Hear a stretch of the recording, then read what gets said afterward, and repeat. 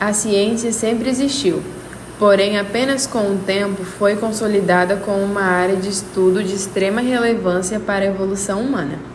A toxicologia, antes de ser atribuída esse nome, era apenas técnicas de sobrevivência do homem primitivo, tais como estratégias de ataque dos indígenas usando venenos nas pontas de suas lanças. Com o decorrer do tempo, a utilização de substâncias tóxicas presentes na natureza se tornou bem mais frequente, fazendo-se necessário o estudo de tais químicos, surgindo assim a toxicologia forense. A cada descoberta a mais dos venenos e substâncias tóxicas foram afetando de forma negativa a vitalidade humana. No Holocausto, o uso do reagente Zyklon B foi responsável pela morte de centenas de prisioneiros dos campos de Auschwitz.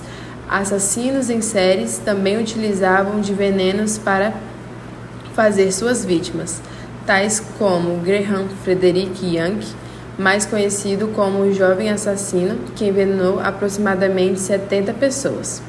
Nós, acadêmicas do segundo período de farmácia pela Faculdade São Lucas, entrevistamos um profissional da área que nos fala mais sobre a experiência de executar tal profissão. Então, a senhora autoriza a gente gravar e filmar a entrevista? Uhum. Tá. Então, o seu nome é? Carolina Matias Diniz. A sua idade? 40. E a sua área da atuação? Eu sou formada em farmácia bioquímica. Na época, que eu me formei, o curso hoje é generalista, mas na época a gente tinha que fazer opção. Então, eu optei pela área de análises clínicas e toxicológicas. E aqui no trabalho, no momento, eu estou lotada no setor de toxicologia forense. Porque aqui existem dois núcleos, é um núcleo de química forense e de toxicologia. Então, momentaneamente, às vezes eu estou lá na química, às vezes eu estou na toxicologia. E agora, nesse mês, eu estou aqui na toxicologia forense. Tá. Então, é isso que a senhora faz? Tipo assim, definição de tudo. Isso é assim, a minha área de trabalho, bem específica, é a toxicologia forense. Tá. Como que a senhora explica para nós para se tornar um profissional dessa área? A toxicologia forense, ela é uma área assim, bem específica mesmo, eu diria até do curso mesmo de farmácia. Não, os outros cursos, biomedicina, biologia, eles não têm essa cadeira na graduação. Uhum. A toxicologia forense, ela faz análise de substâncias químicas em organismos, Então aqui o trabalho, especificamente que eu faço, eu busco essas substâncias que tenham em organismos que tenham passado por alguma relação com crimes. Então, suspeitas de homicídio, suicídio ou acidente.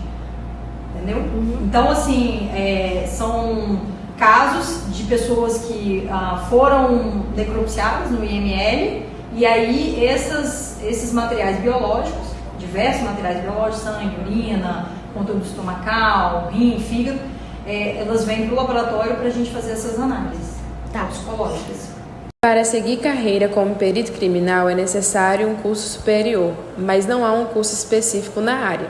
Os concursos pedem titulação, como por exemplo em química, medicina, farmácia, entre outros campos de atuação.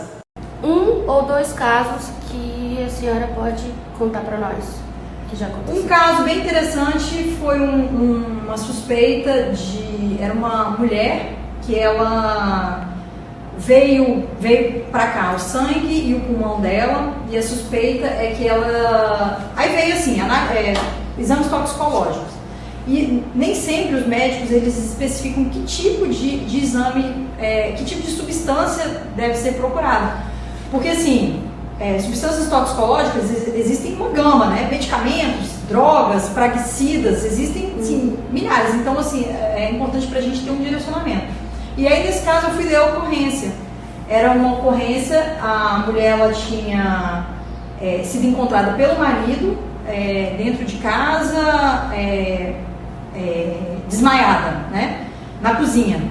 E aí o marido relatou que encontrou a mulher desse jeito. Aí as suspeitas era que ele tinha dopado a mulher e tinha aberto o gás da cozinha, que é o GLP, gás liquefeito de petróleo. Aí eu vendo essa informação, eu falei, bom, eu nunca tinha feito, né, a pesquisa de GLP, e aí foi um caso bem interessante porque foi uma novidade, né? E aí eu analisei o sangue e o pulmão dela, lá no nosso equipamento, que é o cromatógrafo gasoso, mas a nossa análise ela é sempre comparativa. Eu não posso falar que tem tal substância sem ter um padrão para eu falar assim, olha, realmente a substância encontrada aqui, ela equivale a um padrão.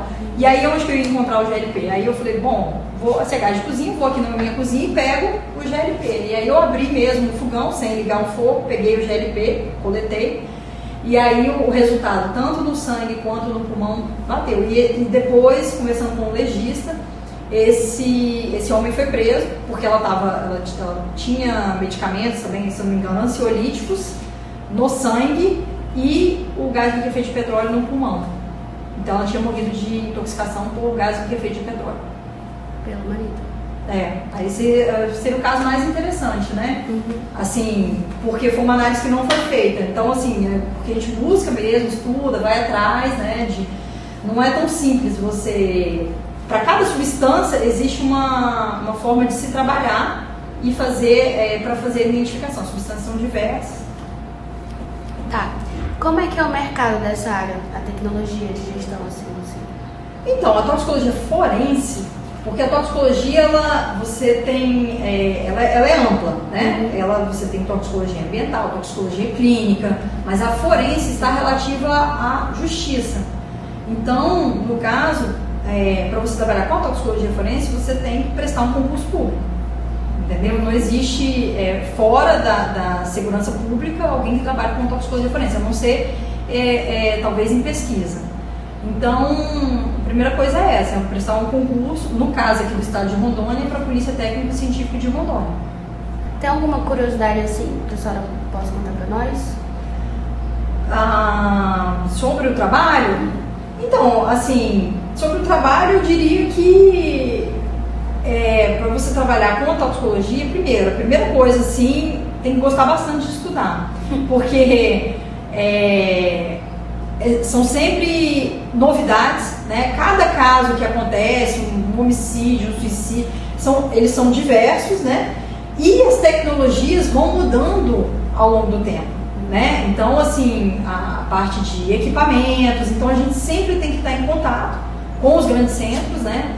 Aqui em Rondônia a gente não tem, assim, parcerias com as universidades, mas nos outros lugares sim. Então, requer um estudo contínuo, né, de atualização, ler livros, artigos científicos, né, porque às vezes, tal substância, existe uma técnica melhor, mais rápida de identificação com menor custo.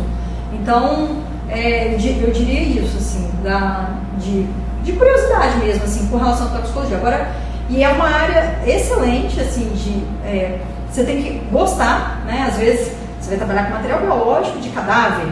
90% dos materiais biológicos que chegam aqui são de pessoas que faleceram, não de pessoas vivas.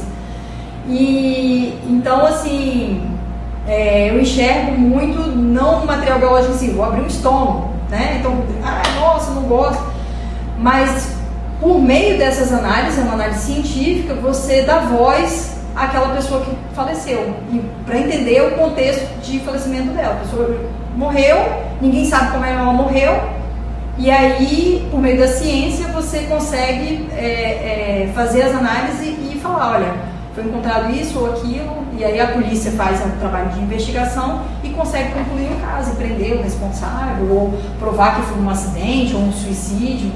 Então, assim, o que eu acho mais interessante é isso, o seu papel social na elucidação do crime, assim. Eu acho que para as famílias que recebem essa resposta, né, ajuda ali a passar pelo processo de luto de uma forma menos dolorosa do que você não saber o que aconteceu, né? Tá. Qual é a média salarial? Bom, a média salarial, ela depende, porque, como eu falei, é concurso público, e aí o concurso público depende de cada estado, né? Então, cada estado tem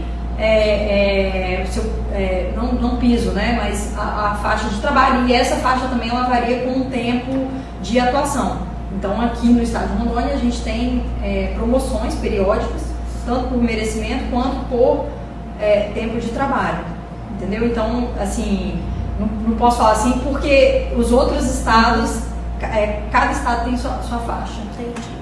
A média salarial do profissional da área requer obrigatoriamente especialização em análises toxicológicas. Em caso de já existir uma graduação, os salários iniciais são entre 6.000 e 7.000 por mês. Ponto positivo e negativo da área. Eu vejo mais pontos positivos do que negativos. Assim, os pontos positivos, como eu falei, né, é essa necessidade de estudo contínuo. Então, para quem gosta de estudar, gosta de se atualizar, porque muitas vezes aqui no meu horário de trabalho, né, eu tenho um intervalo ali das análises, eu venho aqui, pego um artigo, alguém compartilhou e a gente está estudando, né, tentando adequar a nossa realidade. Então, eu diria que isso é um ponto muito positivo, você sempre estar atualizado, porque se você não tiver, você não vai resolver os casos que vão surgindo. E pontos negativos é porque é o seguinte, como a gente é concursado, né, e trabalha para o governo, então tudo depende do fornecimento de verbas, né? E aí o que acontece? Muitas vezes a gente esbarra nessa dificuldade, porque o trabalho no laboratório, né, os equipamentos eles são caros, né? E aí dentro desse contexto nem sempre a gente consegue trabalhar com a melhor técnica para fazer a identificação daquela substância, entendeu? Então assim é difícil assim às vezes. Now the world